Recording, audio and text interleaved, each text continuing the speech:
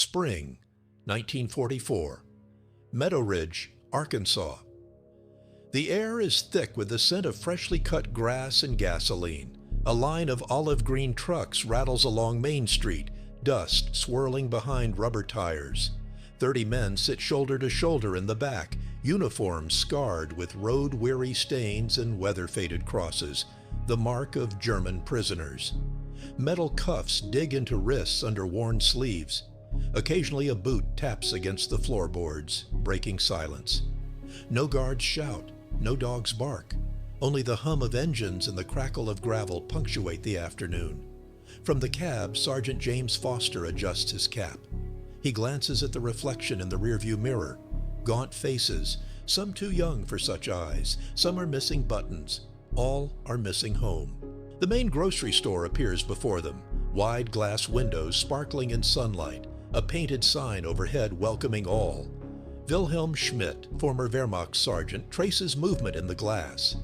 Inside, behind those windows, lay every shape of bread, every bottle of milk, oranges stacked in pyramids, apples shining like trophies. Sugar glimmers in burlap sacks on the floor, marked 100 Libes. The truck creaks to a halt. Foster opens the door, stepping onto the dirt, boots leaving crisp prints. The Americans carry no rifles at the ready. They move slowly, calmly, showing neither suspicion nor anger. Meadowridge's mayor, a stout man in suspenders and a faded hat, stands on the sidewalk, hands folded, watching 13 soldiers and their prisoners approach. The bell above the store door rings with each customer. Schmidt's mind drifts back. Berlin, 1942. Ration tickets torn by impatient clerks. Hours queued for meat that rarely comes. Sugar locked behind counters as if gold. He remembers propaganda broadcasts. America, choking on scarcity. Cities burning. Civilians desperate. Schmidt recalls clutching his mother's note. If you find bread, take 2. Here, landscape mocks every memory. The grass outside is green, trimmed in neat squares. Husbands ride bicycles down wide lanes. Children chase each other, oblivious to uniforms marked with enemies' colors. The prisoners step down, stumbling stiffly. Foster's voice breaks the quiet. Help unload the crates, then wait. Wilhelm approaches the store, the world narrowing. Glass reflects faces. American girls arranging a display of oranges, a grocer restocking canned peaches. Every shelf is full. A man, no older than Wilhelm, enters, picks a glass bottle, Coca-Cola, label new and bright. He pays with a few coins. No coupons, no ration book. The grocer slides the bottle across the counter. The man opens it and cold air rises from the neck. Schmidt's breath catches. Eyes widen. He counts bottles. Dozens, maybe 100. Hands trembling, he waits for an order, but none comes. The guards watch, chatting about baseball scores, not about escape or sabotage. Another prisoner, Helmut Weiss, leans against a crate stamped Florida oranges. Too many, he whispers in German. What do they do with the rest? Schmidt cannot answer. He looks past the oranges to where a loaf of bread sits, crust thick, dusted white with flour. The mayor nods, signaling for unloading. Schmidt hoists a wooden box, sweat soaking his collar. Inside, apples wrapped in wax paper, each fruit perfect, not a spot or wormhole. Past him, Foster unwraps a thick sandwich, meat, cheese, fresh lettuce. As Foster bites, Schmidt's hands stop. Voice cracks low, barely audible. If this is lunch, what does their army get? The prisoners form a line, shuffling crates through the door. Meadowridge welcomes them not with chains, but with work. One American, a boy, sets a crate of canned cherries on the counter. Set those by the soda. Wilhelm nods. The boy grins. No fear, no hatred, only curiosity. The bell above the door rings again. Outside, a truck from a nearby farm delivers milk. Not 1 can, but 6 tall tin jugs. Cold dew glistening on the sides. Inside, the soldiers talk about tonight's baseball game. Outside, sunlight flickers off red apples, golden bread, glass bottles. For Schmidt and his comrades, every sight is a contradiction. In Germany, grocery shelves vanish overnight and mothers hoard breadcrumbs. In Meadowridge, abundance is as common as the wind. Foster supervises quietly, nodding approval after each crate is set down. He doesn't bark orders. He doesn't threaten. Schmidt watches American soldiers laugh, their voices echoing through the storefront. A prisoner's stomach growls. Another tries to remember his last taste of citrus. As afternoon fades, the work slows. Schmidt stands near the window looking back at the trucks. The mayor disappears inside, tallying coins. Helmut approaches with a question. What do they feed their prisoners? Schmidt shakes his head. Not bread crusts, not watery soup? He stares at the milk, chilling beneath glass. A single memory crystallizes. The last winter in Germany, scavenging potato peels near the barracks, hoping no one noticed. He closes his eyes, absorbing the scene. In Meadowridge, even the air carries sweetness. Conflict swirls within, relief, shame, disbelief. Schmidt wonders whether this is trick, spectacle, or simply how Americans live. The burden of war falls differently here, not as hunger, but responsibility. As evening nears, trucks beckon the prisoners back. They file outside, the landscape unchanged. Wilhelm Schmidt stops, crates unpacked, store full. He watches an American child toss a bread crust to a stray dog. In that action, something hard inside him softens. He knows the truth now lies not in what he was told, but in what he just saw. War, for the first time, seems lost. Europe is flame and ruin. Across the Atlantic, Allied ships cut through black water, their hulls loaded with tanks, fuel, trucks, lifeblood for a two-front war. In the newspapers of Meadowridge, small-town Arkansas, the headlines mix foreign terror with local routines. Yanks push beyond Rome. Victory Garden Contest winners. Behind bold type, an unbroken machine hums. Farms plow under the glare of a southern sun. Factories run double shifts, welding Liberty ships in record time. American hands, young, old, black, white, turn soil to food, ore to steel, ideas to victory. From 1942 to 1945, more than 425,000 German prisoners are shipped to camps across the United States. Arkansas alone houses almost 23,000 men, scattered between Pine Bluff, Camp Robinson, and a web of satellite sites. Meadowridge receives just 30, most captured after Italy's collapse, men who once guarded train stations in Milan or dug trenches before Salerno. Men whose last meals in Europe were stale biscuits, bitter coffee, and something called ersatz marmalade, little more than sugar and wax. Each carries a different story, but all bear the same crossed sleeves. Propaganda, tight as a band around the mind, shapes every expectation. German officers warn, America is broken by the war. Food is rationed, farms idle, violence in the streets. Surrender is a slow death. Some prisoners recall leaflets dropped over Normandy, crude cartoons of Uncle Sam begging for bread. Even their soldiers starve, they are told. Schmidt remembers the dark voice on Radio Berlin. If you fall into Allied hands, forget your name, your country, your future. There is nothing left in America. But in Meadowridge, reality cracks the mask. Milk arrives by the gallon. The post office brims with letters and packages from sons overseas. The school's baseball team collects two $17 for war bonds, enough to buy one parachute for a B-17 crewman. Housewives trade sugar coupons, but no one looks hungry. In the general store, ration cards hang by the register, more memento than necessity. The mayor still bakes pies for the church social. The German prisoners study it all, fat cattle behind white fences, endless rows of corn knee-high by June, kitchen gardens bursting with pole beans and tomatoes. In the camp's mess hall, supper is pinto beans, cornbread, and apple butter. Strange, but enough. Entire afternoons pass sorting potatoes. Schmidt sees the American guards eat first, then hand out seconds. He counts biscuits, 2 for each prisoner, 1 more for the cook's daughter. When mail arrives from home, it brings more questions than comfort. No butter in Berlin, writes Schmidt's mother. 6 hours in line for coal. Helmut, reading his own letter, murmurs, My cousin works in a munitions factory. She weighs 94 pounds now. Men compare memories.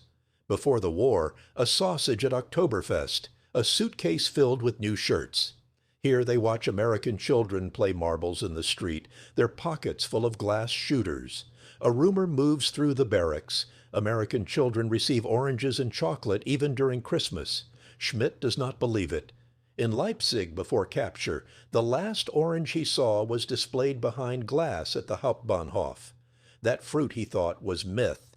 Numbers accumulate without mercy. U.S. crop yields reach all-time highs: wheat, corn, milk, eggs. The newspapers publish shipping diagrams: 5 million tons of supplies sent to England in just 6 months. One morning in May, Schmidt studies a crate stamped Del Monte. He runs his thumb over California. He asks, "Is California far?" The guard, a college student, nods and sketches a line from the edge of Arkansas. 2,000 miles. 3, maybe.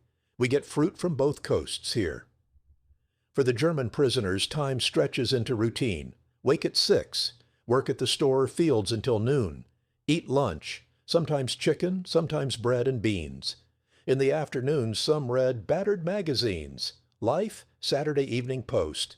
Others play chess with wooden pieces whittled from scrap lumber. In the background, American radio, Benny Goodman, or news bulletins. Again and again, a simple truth leaks in. Hunger is foreign here. Dawn breaks over Meadowridge, the sun throwing orange lines across tin roofs and tall maples. In the camp, 30 prisoners wake in bunks 42 inches wide, their blankets thin but clean. Schmidt sits up first, rubbing sleep from his eyes. The air smells of dirt and soap. He hears the distant clack of the store's loading doors down Main Street, the soundtrack of another American morning. Breakfast, oatmeal, bread, milk that tastes strangely sweet. The American guards eat with them, some reading comic books. No one talks politics at the table. Conversation drifts to baseball or fishing. Schmidt studies their faces, easy, unguarded, with smiles that seem out of place in war. He tries not to resent their ease. Across the U.S., the war is lived mostly through ration cards, newspaper headlines, and names read over church pews.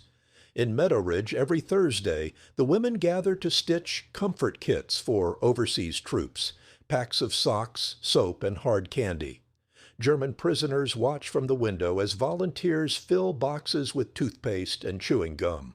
One afternoon, the mayor visits their barracks to deliver magazines: Life, National Geographic, Yank.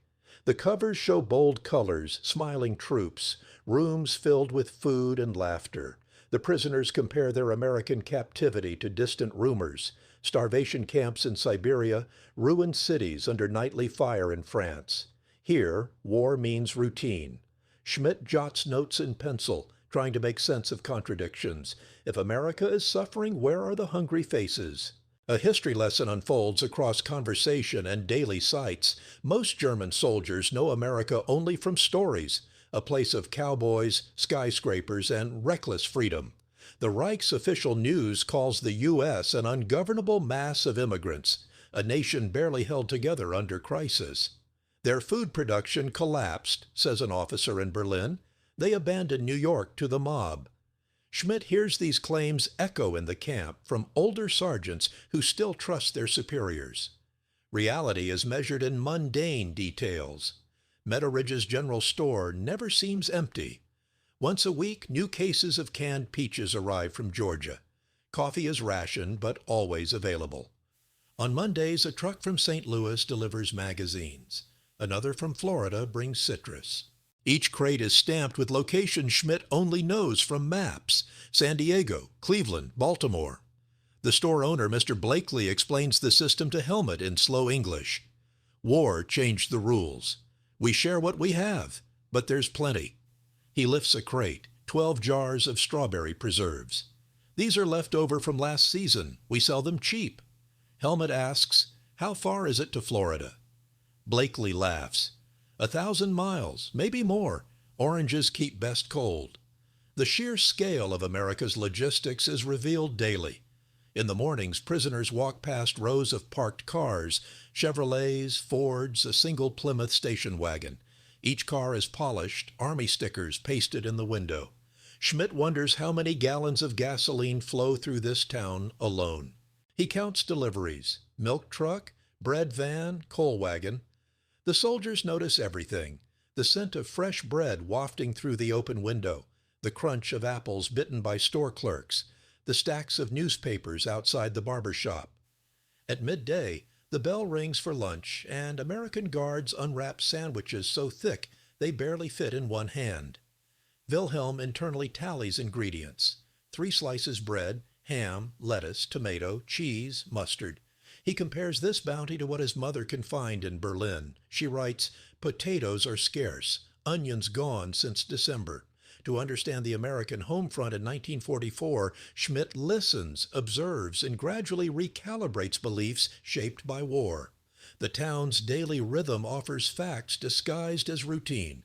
Population: 2,114 inhabitants. Median age 38. Farmland: over 1,600 acres cultivated. Main crops are cotton, soybeans, corn, and a dozen types of vegetables.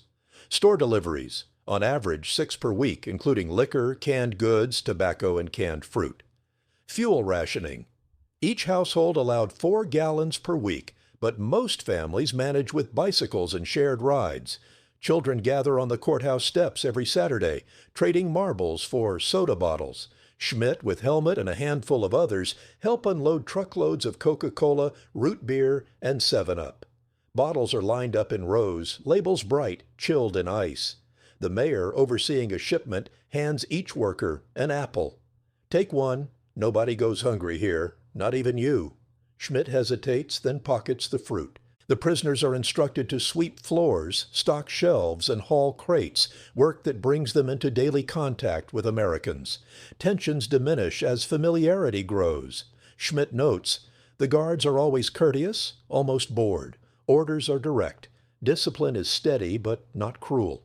The men chat about their families, college football scores, plans after the war. American customers, for the most part, ignore the prisoners. Occasionally an older woman will flinch at the sight of crossed sleeves, but most seem preoccupied with purchases. Schmidt senses no underlying malice, only pragmatic acceptance. Once a teenager asks him, "Did you ever see a baseball game in Germany?" Schmidt shakes his head. The boy promises to show him one before the summer ends. But the normalization of abundance is the final contradiction. Each day reinforces the gulf between expectation and reality. Back in barracks, Schmidt and his comrades gather after dinner, swapping stories. One describes Hamburg before the fire bombings. "We ate sausage and cabbage every day." Another recalls the first American air raid on Dresden. Schmidt listens quietly.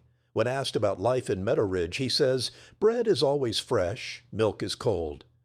Helmut adds, "Their stores never close. They have time for everything."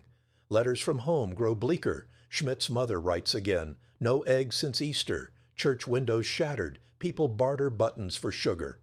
The contrast gnaws at Schmidt. He cannot reconcile American normalcy with German deprivation. Documents fill the narrative. Allied Broadcasting Service transmits news bulletins nightly, reports of advances in Normandy, Soviet victories around Minsk, victories that seem impossible without supplies. The prisoners study American maps they find torn from newspapers. One page shows agricultural output. U.S. leads world in wheat, corn, cotton. Another headline, "Arkansas farmers break record, won 5 million bushels." The numbers defy German assumptions. Even American adversity is measured by abundance. A drought in Oklahoma prompts a front-page story. Wheat yields fall to 4,000 bushels per acre. Schmidt does the math. In Germany, 600 bushels per acre would be a good year. Through observation and slow learning, the prisoners build new models of reality. Schmidt keeps a small notebook hidden in his bunk. Store, always full. Milk, 6 jugs, twice per week. Bread, never less than 10 loaves. No ration cards for soda, fruit, or pie. He sketches pie charts showing shelf stocks. He records shipments of bread, dates, weights. One evening, Schmidt writes, "I saw an American child throw away half a banana. The image burns. In Berlin, bananas are as rare as gold. The German prisoners in Meadowridge become amateur ethnographers, counting, measuring, cataloging evidence. They try to explain America's apparent immunity to wartime struggle. Some claim deception, a deliberate act for prisoners, hiding hardship elsewhere. But patterns hold steady. Abundance persists without performance. As weeks pass, Schmidt revises his concept of war. In Germany, survival is ordeal. In America, it is routine. Propaganda erodes in the face of direct experience. But if the world outside the camp was so untroubled, what shadows hid behind? Plenty. Wilhelm Schmidt washes his hands in the barracks sink, cold water splashing over scars. He studies his reflection. If peace is possible here, he muses, what then have we fought for? One Tuesday afternoon, a delivery of 47 crates of apples arrives. Schmidt counts the boxes, stomach dropping. He watches the store clerks eat 2 apples each. He holds one, hands trembling. In Berlin, 1 apple fed 3 people. The days flow. The prisoners fall into rhythm. Work, supper, letters, jokes. Schmidt observes, collates, and quietly lets go of old convictions. Each day, the American store is a paradox, ordinary and impossible, familiar and alien. A bell rings across Meadowridge as the prisoners stack crates under the midday sun. The storefront blazes with color, red apples, yellow cheese, silver tins of coffee lined knee-high in rows. Wise their American guard, watches from the steps, hands folded. The breeze carries the sweet smell of grass. Schmidt crouches by a crate of peaches, counting jars, 12 per box. He remembers Berlin, where a single tin could spark an argument. Schmidt lifts a tin marked coffee. American customer enters, picks up 4 tins. Schmidt's hands stop, jaw clenched. The woman pays, leaves, 4 pounds, gone in seconds. In Leipzig, coffee is currency. Here, it's just breakfast. The first month passes in a cycle. Work, supper, letters, quiet evenings. The prisoners try to make sense of the landscape. Helmut studies the church bulletin board. Ladies' pie, social. 47 pies sold. He tries to recall the last pie he saw in Hamburg. Pie in Meadowridge is measured by dozens. Conflict simmers not just between expectations and reality, but within each man. Schmidt tracks every delivery. He writes in his notebook, canned fruit, 36 pounds per week. Bread, 18 loaves. Eggs, bought by the dozen. The numbers refuse to fit propaganda. Some men say, this is for show. Others mutter, they starve elsewhere. Americans treat their prisoners with measured distance. Orders are steady. Reprimands are rare. Guards talk baseball, laugh about movie stars, trade magazines at shift end. Schmidt listens, soaking in the cadence of casual speech he'd never heard in uniform. Sometimes a guard describes Chicago, trains, theaters, steak dinners. Schmidt imagines the scale struggling to absorb the vastness. One Thursday, a picnic in the town square, 53 locals, hamburgers, potato chips, lemonade. Schmidt helps set up chairs, stomach dropping as he watches 9 children toss half-eaten buns to birds. Hands trembling. In Berlin, 1 bun feeds a family. As summer stretches onward, the gap between lived reality and learned expectation widens. Prisoners rationalize. They fake abundance to demoralize us. Supplies run out in winter. Schmidt grows silent. He cannot reconcile the ongoing parade of deliveries with these claims, but denial cannot sustain itself forever. What would happen when the last excuse failed? The American store becomes theater for revelations. A shipment of 23 crates arrives. Oranges. Schmidt counts. 400 fruit, cold to the touch. Eyes widen. In Frankfurt, oranges are a rumor. Here, they overflow. Each scene builds tension. Americans live quietly. The war is backdrop. Names announced at church, flags in windows, news on the radio. But daily life, measured by routine, remains unbroken. Prisoners try to test the system. One day, Helmut trades a carved chess rook for a Hershey bar from the guard. The guard laughs. You don't need to barter. He hands over two. Helmut's breath catches. Wise, the guard, brings in lunch. 2 thick sandwiches, bologna, cheese, lettuce, mayonnaise. Schmidt watches as Wise unwraps the sandwich, hand steady. Schmidt counts the layers. 4 kinds of meat, 2 slices of cheese. In Germany, 1 slice is luxury. Men gather in barracks late, talking quietly in German. Some refuse to believe the evidence. America is hiding something. This cannot last. Schmidt finally confronts Helmut. If this is a screen, why does the act never end? The moment lingers. Letters from home paint darker pictures. Streets empty. No bread for days. Schmidt reads and rereads each line, searching for clues. Act 2 brings deeper struggles. Prisoners try to resist transformation. Schmidt forces himself to recall the hardships of the front, the bitter coffee, the frozen earth. He writes in his notebook, "Believe only what you can prove." But each day, America proves itself bountiful. Schmidt stands by the loading dock as the mayor arrives. He hands out ice cream sandwiches, 1 to every prisoner. Schmidt's stomach drops. He tastes chocolate and cream, cold and sweet. In Berlin, ice cream is a memory. Here, it's Tuesday. Conflict peaks in private. Schmidt dreams of Germany's ruins, rows of bombed houses, children scrambling for crusts. He wakes to the sight of Meadowridge's sunrise, pie cooling on window sills. When the world shatters expectation, what remains to hold belief together? Americans teach the prisoners to play baseball. Guards explain rules, hand over bats. Schmidt swings awkwardly, the crack of wood echoing over grass.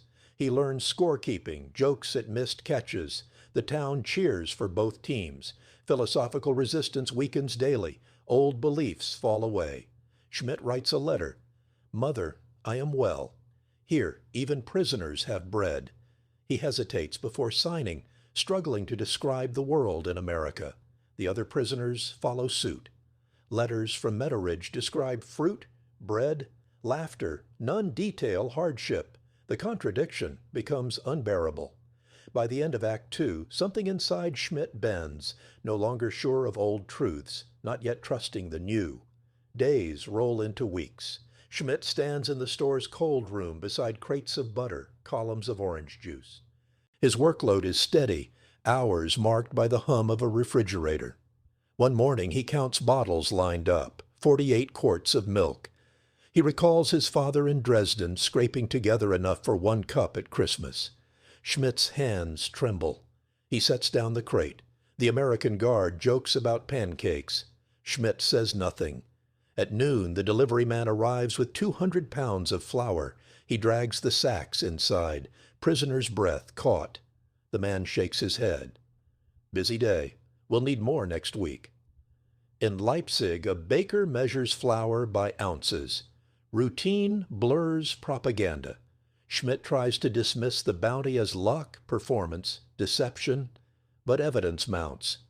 The Americans swap jokes about canned peaches. A customer brings in a potato pie for the store staff. Schmidt counts pies, 24 for 5 employees. But when habit erodes belief, what will fill the silence left behind? Wilhelm paces at night, exchanging stories. Helmut tries to explain America's supply chains. They ship coffee from Brazil, wheat from Kansas, apples from Washington, oranges from Florida. Schmidt frowns. Impossible. Helmut shows him a map clipped from the Sunday Post. Lines crisscross the continent. Here, all roads lead to Meadowridge. Schmidt watches as the grocer fills a shelf with chocolate bars, 85 at a time. He remembers in Berlin the last chocolate was for weddings only. His eyes widen. He sees local children buy 2 bars each. In Germany, chocolate is a distant hope. Doubt still haunts the prisoners. Some search for cracks, watching for empty shelves, for signs of decay. Instead, Meadowridge's abundance is relentless. Stores overflow. Trucks arrive every other day, bringing what Germans had ceased to dream of: sugar, butter, coffee, fruit. The guard's casual assurance intensifies the discord. Wise tells stories about football games, home-cooked meals, weekend fishing trips. Schmidt asks, "Are all Americans so lucky?" Wise shrugs. "Some folks struggle. Not here." Letters from the prisoners to family grow conflicted. Schmidt writes, "Today we ate bread and drank cold milk. Some days fresh oranges. I do not understand it." He knows his mother will not believe him. He barely believes himself. One Thursday evening, Schmidt is given an immense slice of cherry pie, 5 inches wide. He studies it, stomach dropping. The American cook winks. "Save room for supper." In Berlin, pie was legend. As June swells into July, habits grow familiar. Schmidt wakes knowing his day's work means sorting citrus or stacking bread. In the barracks, men draft letters, sketch maps, swap American coins. The rhythms soothe even as they unsettle, but no amount of routine abolishes the struggle within. Schmidt remembers training, years of discipline, of belief in German strength. Yet each day he watches the Americans thrive, working, laughing, never hungry. Bitterness recedes, replaced by bewilderment. With each meal, each crate, each kindness, Schmidt asks himself, what are the invisible engines behind all this plenty? Americans reveal little. Their gestures remain simple, unassuming. Schmidt studies baseball games on Sunday afternoons. Guards teach him the basics: run, swing, score. The crowd cheers for every play, never mocking failures. Near the end of July, a birthday party in town square. 50 children gather. Cakes, punch, peanut brittle. Schmidt stacks boxes nearby. Hands stop. Eyes widen. In Germany, a birthday means extra bread, if there is any. Foster, the American sergeant, speaks to his men about college, about 1946, about peace. Schmidt listens, half hoping, half fearing what peace means for him. The war feels distant now, less a battle than a memory. In barracks, the prisoners debate. Have they lost faith or gained freedom? Schmidt writes, "The world I knew slips away. Each day it moves farther." Late one hot evening, a shipment arrives, 30 crates of soda, bottles sweating in the summer dusk. Schmidt helps unload, watching American boys buy drinks for a nickel. He remembers rationing in Dresden, how soldiers traded soap for soda. Here, soda is ordinary. As August begins, Schmidt's transformation accelerates. He dreams in color: bread, apples, milk, laughter. He wakes, uncertain what is real. The sound of American voices, steady and kind, shapes his mornings. He wonders, in the quiet before dawn, how a country could build such plenty under fire. Old wounds, old beliefs, fade. Schmidt accepts the simple truth: America is not starving. He records each shipment, every kindness, every moment when expectations fracture. The conflict passes from outer circumstance to inner change. Men speak openly. New friendships form. Schmidt is trusted, given responsibility in the store. He slices cheese, stocks fruit, sweeps floors. Each motion feels less like captivity, more like apprenticeship. The store owner, Mr. Blakely, invites Schmidt inside for coffee.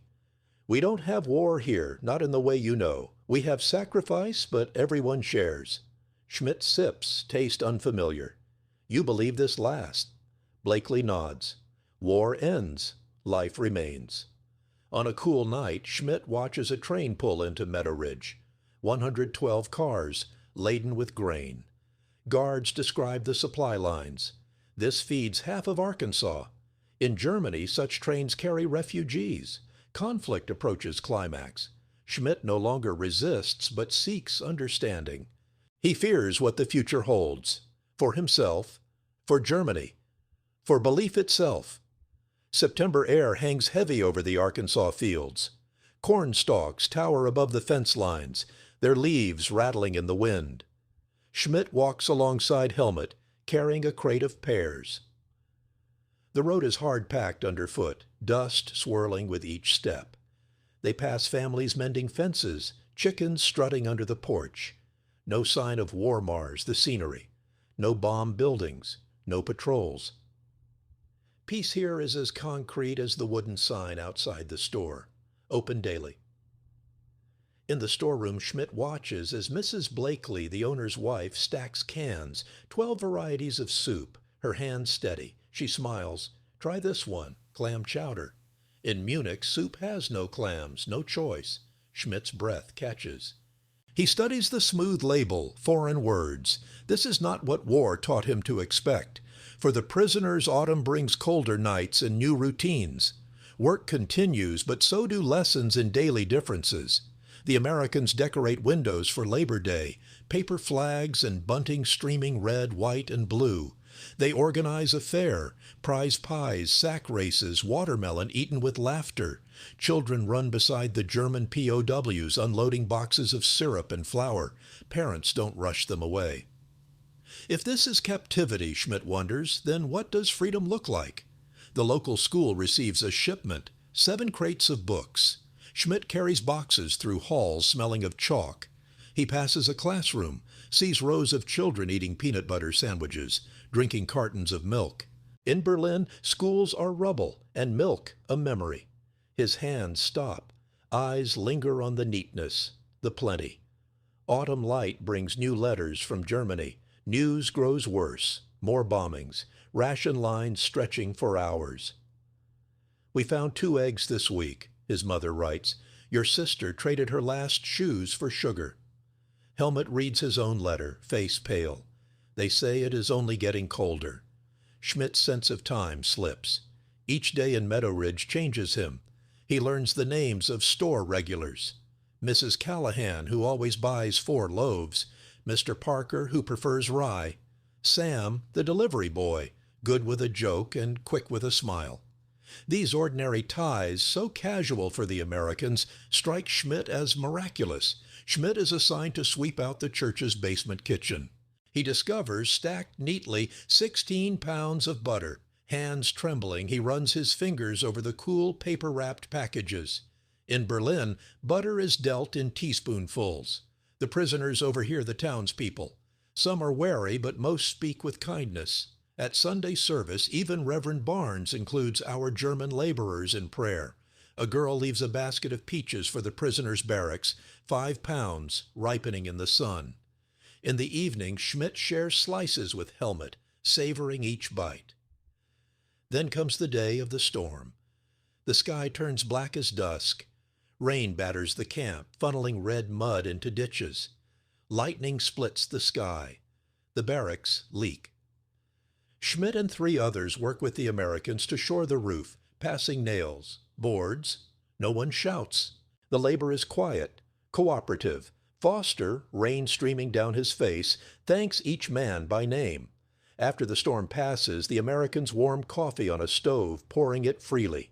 Schmidt cradles the tin mug, warmth seeping into frozen fingers. In the glow of a kerosene lamp, he counts 12 mugs, enough for every man, prisoner and guard alike. What is loyalty, Schmidt asks himself, if not bound by chains, but earned in such small moments? As the leaves turn, conversations deepen. Guards grow more relaxed, trusting prisoners with more responsibility. Schmidt helps prepare inventory, a full ledger of every item in the store. Numbers leap from the page: 134 pounds of sugar, 97 jars of preserves, 215 cans of tomatoes. He carries these figures back to barracks, sketches pie graphs, diagrams of American abundance in pencil. Helmut points and laughs. Maybe you'll become a store manager here. Night after night, the men talk about the world they used to know. Schmidt's defenses crumble under the weight of concrete details. You realize, he says to Helmut one dusk, they never guard the bread truck. Helmut smiles. They don't need to. Near harvest, an American farmer gives the prisoners each a bushel of corn, 40 pounds in a burlap sack. For helping bring in the crop, he says. Schmidt's breath catches. Voice cracks. In Dresden, 40 pounds would bring half a block to his door. The psychological resistance, drilled by years of propaganda, finally wavers. For the first time, Schmidt feels not envy or anger, but humility. He notes in his book, "To lose a war is one pain. To learn everything you believed is wrong, that is another."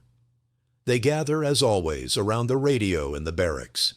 The news speaks of advances in Europe, the Red Army closing the noose, the Allies pushing east. But for Schmidt, the greater revelation happens here, not on distant fronts. The final days of autumn bring frost and crystal dawns. Schmidt walks Main Street on Sunday mornings, pausing outside the bakery, the church, the silversmiths. He watches townspeople sweep their steps and greet him by name. He remembers the fear that tightened his gut that first day.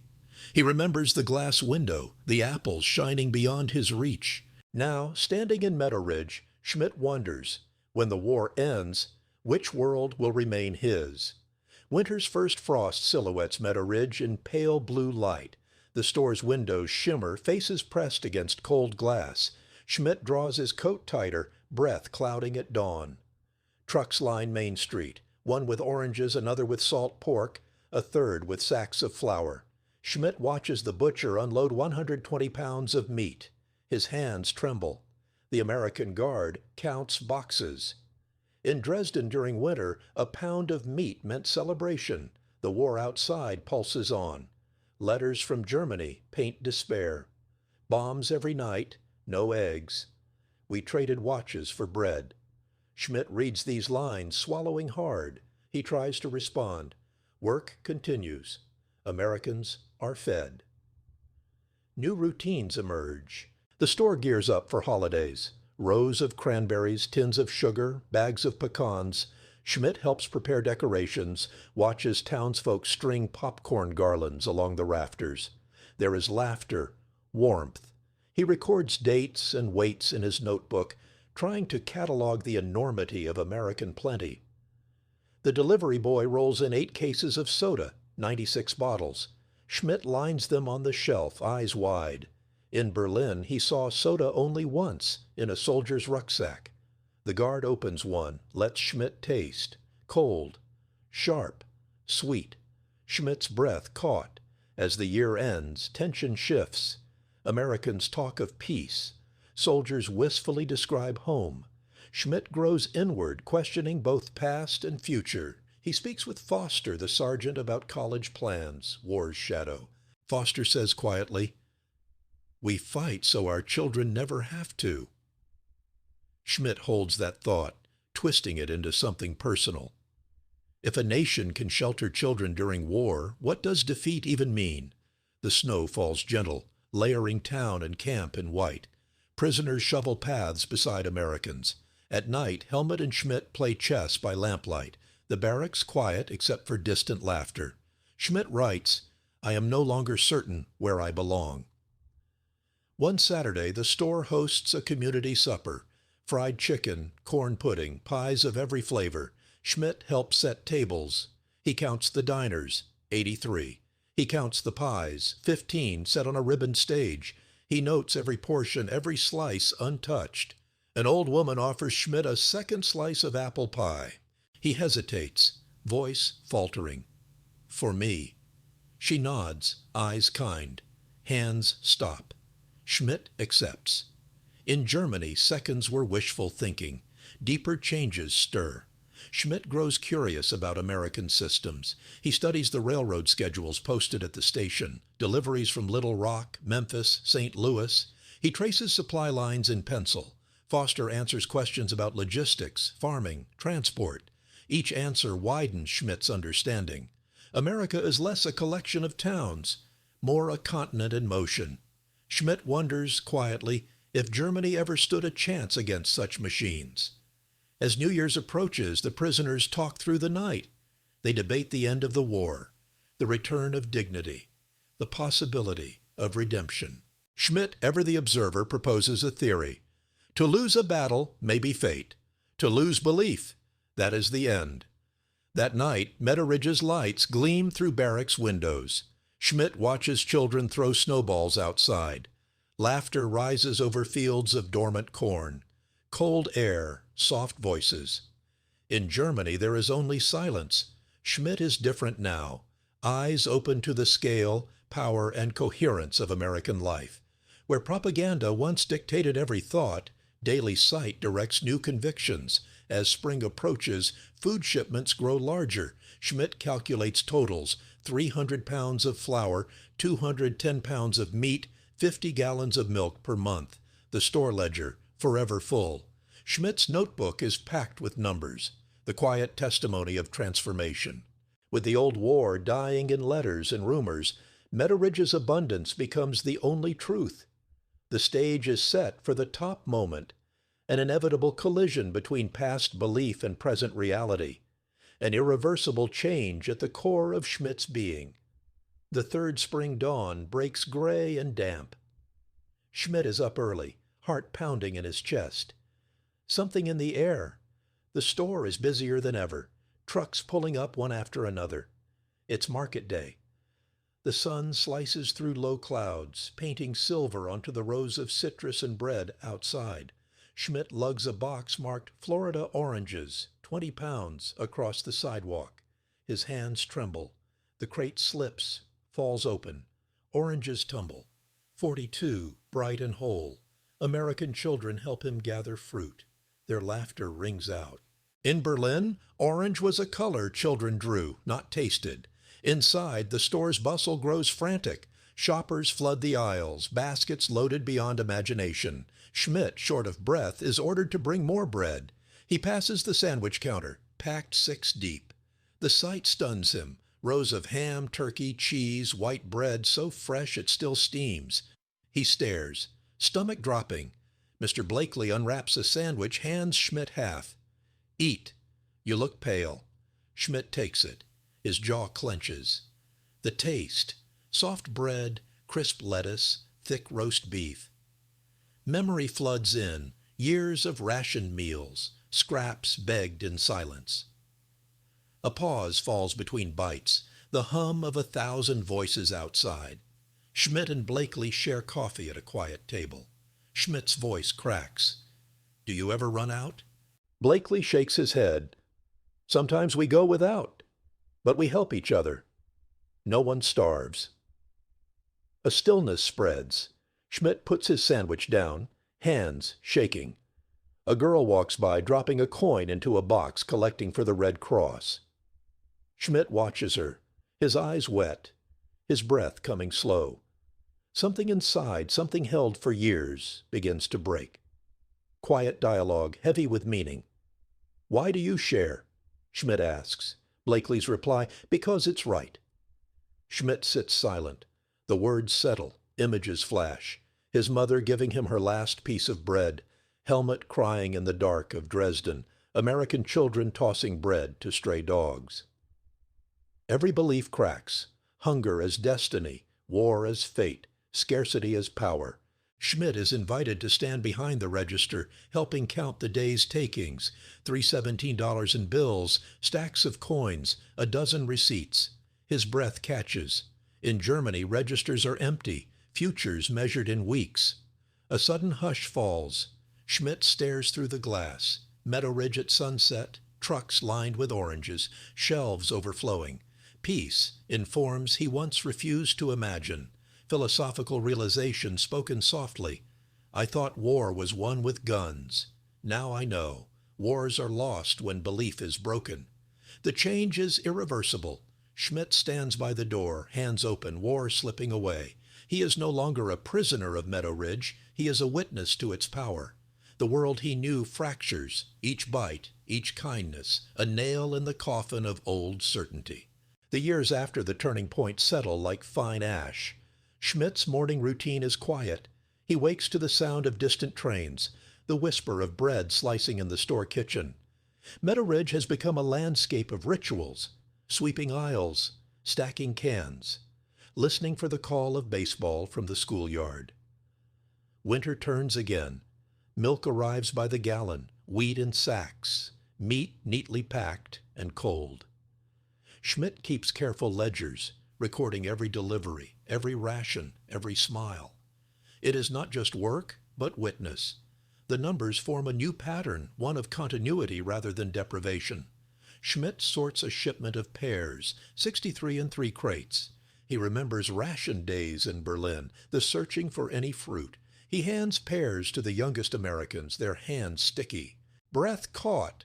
In Germany, this would feed a block. Helmut and Schmidt sit outside the barracks in early spring, sharing bread slices and questions. Helmut writes letters to his wife in Munich, describing how work is gentle, Food is full. Schmidt writes to his mother, "I am changed, but I cannot explain how."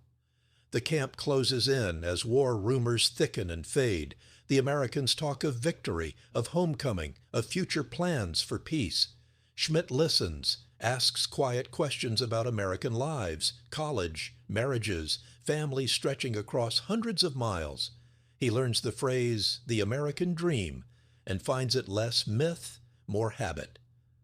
Schmidt is given a day off to watch a school baseball game. He sits on the bench, grinning at missed pitches, silent at home runs. Afterwards, he helps serve punch, 12 gallons in glass jars. American children drink until their cheeks flush. Schmidt's hands stop. In Berlin, clean water had been victory. Years pass within months. Time stretches and contracts in the rhythms of work, letter writing, and slow reflection. Schmidt maps the lines of stores, houses, and field roads. He walks in daylight, listens for church bells, measures seasons by crops, holidays by pies cooling on windowsills. In every cup of coffee, every passing joke, Schmidt now finds a glimpse of the life he never imagined. The men share memories. Helmut sings folk songs from Bavaria. Another POW sketches willow trees and barns. Another teaches chess. Schmidt writes poems in German, later translating some for his American friends. Each line struggles with distance between past and present, home and camp, belief and truth. War changes even as peace crawls closer. American headlines thunder victories: Normandy, Paris, Berlin. The letters from home shift. We live still, but nothing is certain. Schmidt reads, folds, and keeps each line, measuring them against the texture of American plenty. Schmidt receives a photograph, his mother, older, shadowed with a half-eaten loaf. He compares it to the bread he slices every morning. Hands tremble. The contrast gnaws. The memory of emptiness fades only slowly. American villagers start asking the Germans for help more openly, fixing fences, mending barn doors, planting corn. Foster trusts Schmidt with keys to the store, an unthinkable gesture months prior. Schmidt realizes trust is now as common as bread in Meadowridge. Spring brings new growth, rows of tomatoes, beans, squash. Schmidt learns to plant, to harvest, to preserve. The store's owner, Blakely, explains why food is memory. Every bite says you belong here, now. At Easter, Blakely invites Schmidt to dinner. The table is crowded. Roast lamb, buttered rolls, peas, 7 pies for dessert. Schmidt sits with the Blakeleys, listens as they recount their year, hopes for peace. He tastes pie, voice cracking, "I've never seen such plenty." The family nods. It's normal here. It should be normal everywhere. Schmidt asks Helmut privately, "When you go home, what will you carry back?" Helmut answers, "The knowledge that hunger isn't necessary, that kindness is possible." As the end of war nears, Schmidt and the other POWs prepare to be repatriated. Farewells are slow, muted, but filled with quiet emotion. The Americans shake hands, offer final slices of bread, write addresses for future letters. Crossing the threshold from camp to world, Schmidt feels older than his years, but lighter than he hoped. In train cars rumbling north, Schmidt writes in his battered notebook, "The shelves were never empty, the bread never stale. I saw a nation feed strangers in its hour of victory. I saw children never afraid." The German countryside outside the train window is familiar and foreign. The scars of war are everywhere.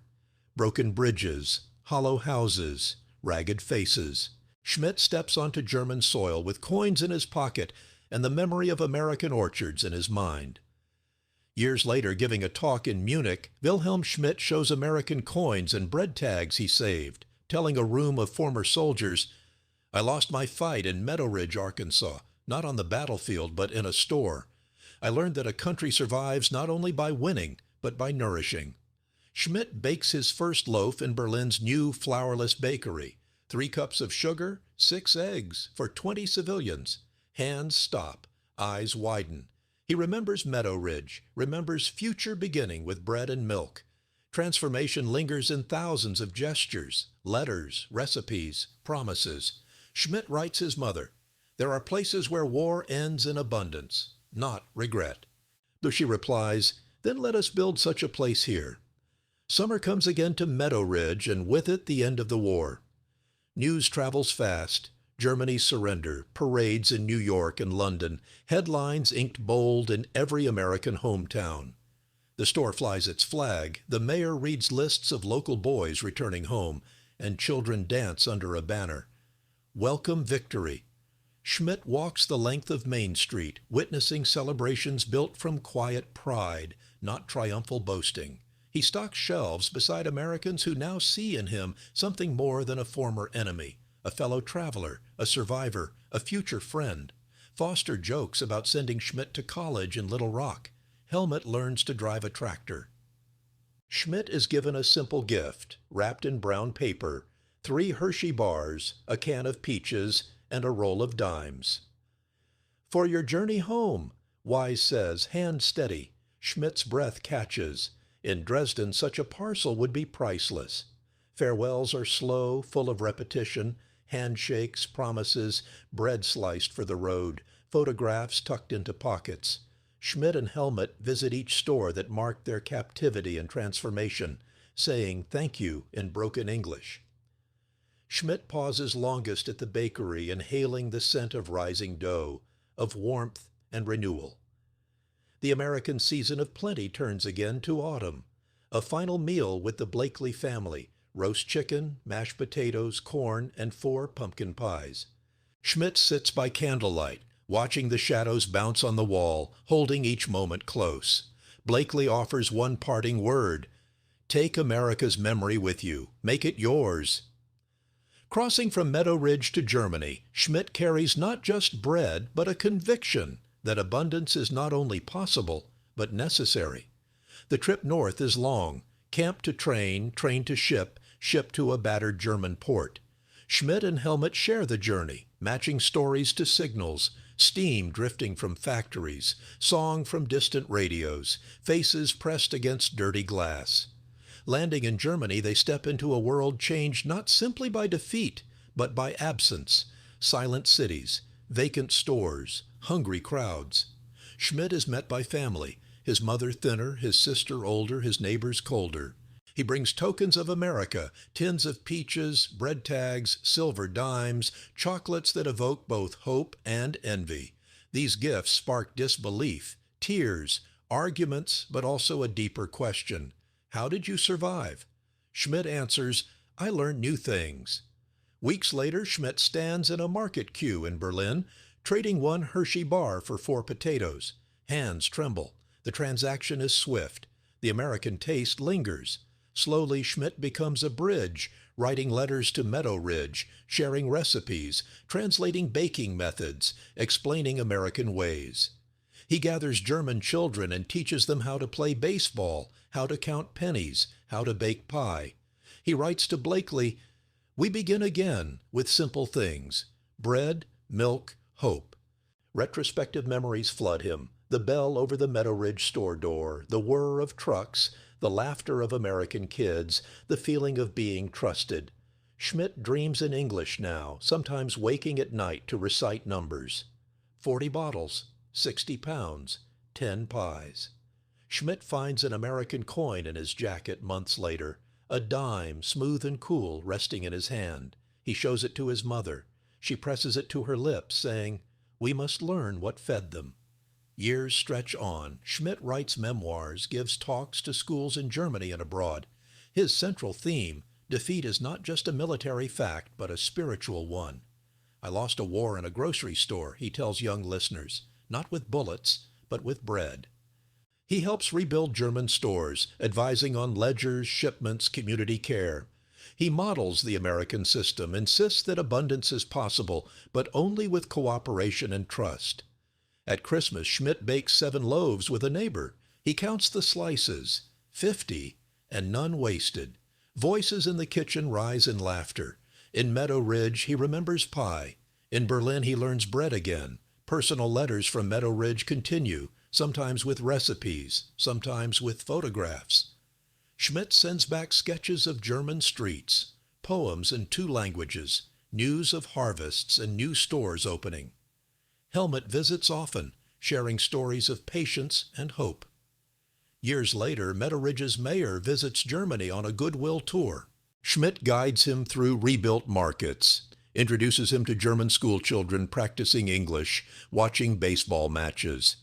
The American visitor watches German bread sliced thick, served without hesitation. Schmidt wonders, sharing bread beneath a foreign flag, whether war may end in surrender, but peace begins with ordinary kindness. His family restored by small gifts, knowledge, skills, patience, and pie, becomes testimony to what a single grocery store in Arkansas could mean for defeated Europe.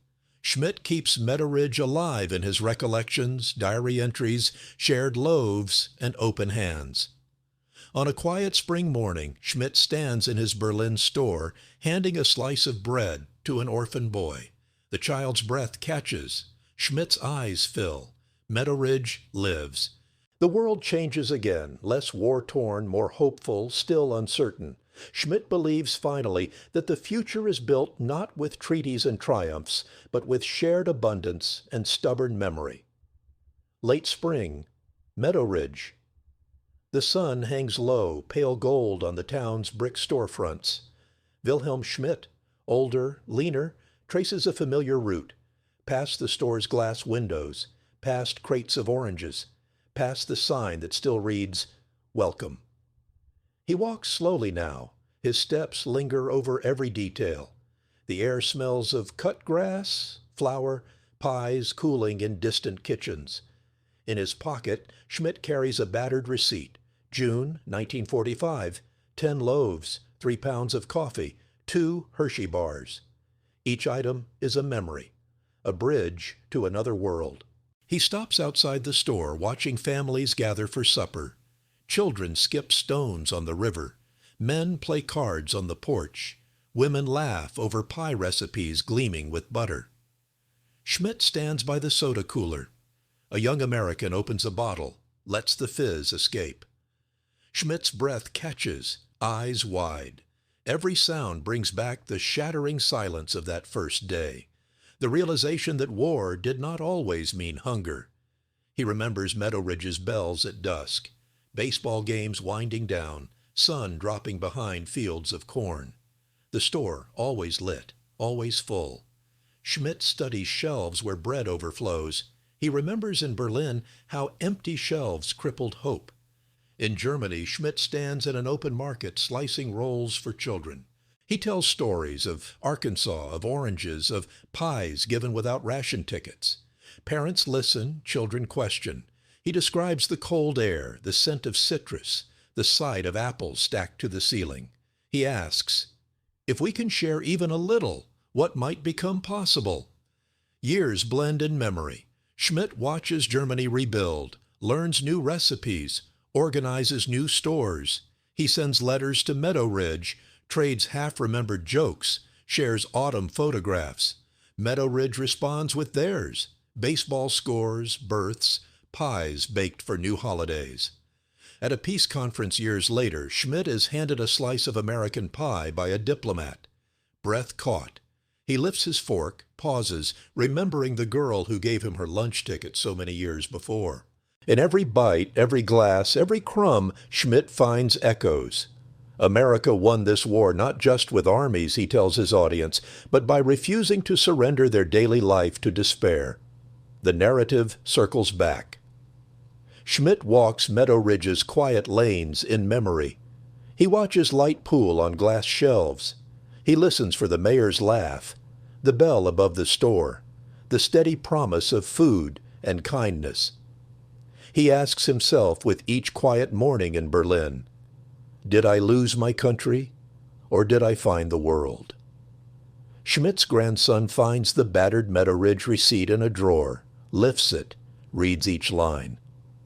Why do you keep this? Schmidt answers, because this is how I survived. Spring in Berlin echoes Meadowridge, bittersweet and fresh.